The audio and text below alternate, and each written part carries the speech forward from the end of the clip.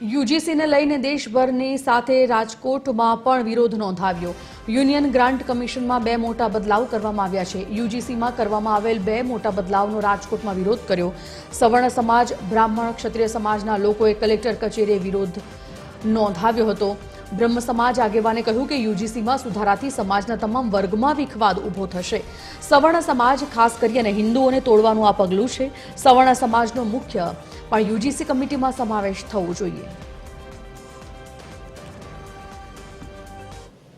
યુજીસીના કાયદામાં સવર્ણ જ્ઞાતિને એની કમિટીમાં સ્થાન નહીં।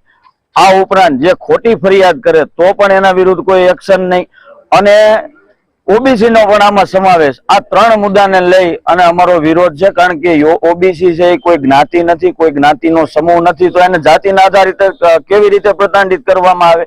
અને આ દેશમાં જેને એમાં બ્રાહ્મણ બન્યા ભારત છોડો લખાતું હોય, આ દેશમાં તિલક, તરાજુ અને તલવાર એટલે કે વાણિયા બ્રાહ્મણ અને ક્ષત્રિયો એમને મારો જૂતે ચાર એવું બોલી શકાતું હોય તો આમાં પ્રતિબંધિત કોણ કોને કરે છે? એટલે આ બધી ફક્ત મત લેવા માટેથી અત્યાર સુધીના જે રાજકીય પક્ષો છે એમની મનસા હતી।